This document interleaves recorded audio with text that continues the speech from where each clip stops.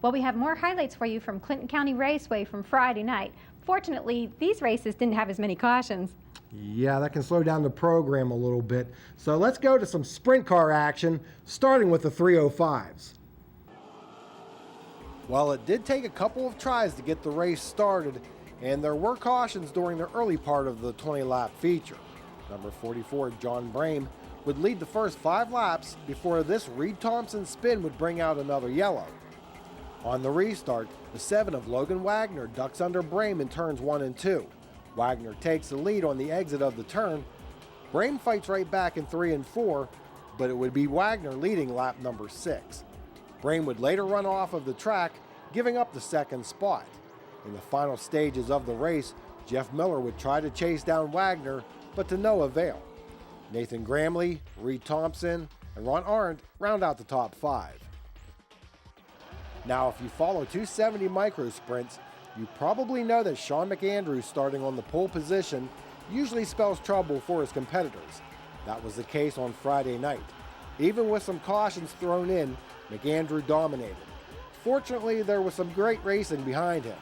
However, the competition got a little too close, such as here, when the 462 of Zeke Brungard makes contact with Gary Keister. And we have a pileup.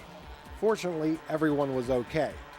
Down the stretch, 25 Ryan McAndrew would get a great run on the inside of Skeets Hockenbrock to take over second place. Yet that is what he would have to settle for as Sean goes on to lead every lap. The remainder of the top 5 consisted of Hockenbrock, Mason Peters, and Bob Garvey Jr.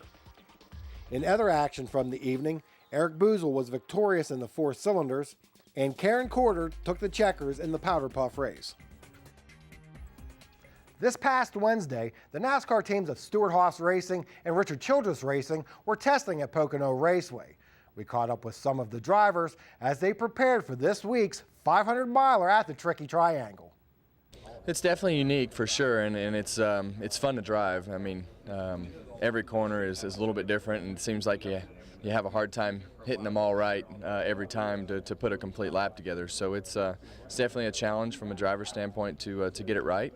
But I think everybody would pretty much tell you that they enjoy that and the challenge of driving it. It's not our typical mile-and-a-half cookie cutter, and we spend so much time talking about our backbone in the sport, we don't necessarily talk about the irregularities. And here in a place like Indianapolis, there are tracks that really stand out. So, and there's just as many points to gain here as there is, those other cookie cutter tracks. Paul Menard is having the best season of his career, currently 10th in points, and having signed a new 3-year contract with RCR. Pocono could be career win number 2 for him. It drives a lot like a road course. Three distinct corners that are totally different, but you have to long straightaway. So the way that you get in the corner, you have to sacrifice a little bit in order to get off the corner and carry your momentum down the straightaways, which is a lot like a road course. Which I grew up racing road courses, so I don't know if that means anything, but that's one connection I can make. With his appearances at different tracks across the state, Tony Stewart has almost become an adopted son of Pennsylvania.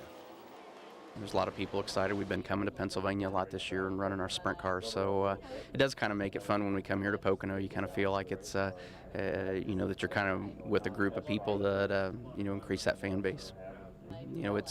It's fun to come here. I mean, some of the best sprint car racing in the country is here in Pennsylvania. So, when you want to be a better sprint car driver, you come and race with the guys that you can learn from. So that's why we come up here so much.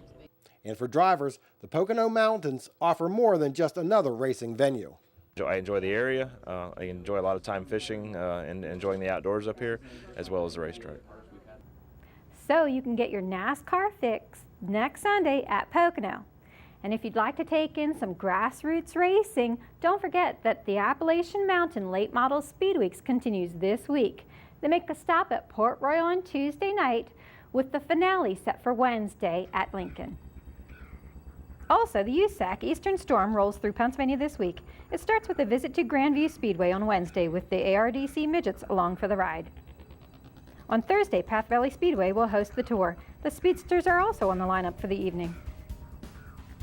Next up on the schedule is Port Royal on Saturday.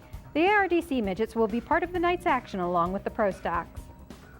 The tour wraps up at Susquehanna Speedway Park next Sunday. Again, the ARDC Midgets will be part of the evening's program. And for Sprints with Wings, you can catch some 410 action next Sunday at Bedford Speedway. It's the Roy Morrill Tribute Event. The 30-lap feature pays $3,500 to the winner. Well, usually we look forward to the weekend to go to the races, but if you're a die-hard fan, there are races all this week. Yeah, depending on where you live and how far you want to drive, you can get your racing fix every day this week. Well, thank you so much for joining us once again for Pit Pass. Until next time, remember, if you want to contribute to the growth of our sport, Quite simply, support those who support racing. Pit Pass has been brought to you by Aaron's of State College on the Benner Pike, by W.R. Hickey Beer Distributor, celebrating 80 years, and by Pocono Raceway, the Tricky Triangle.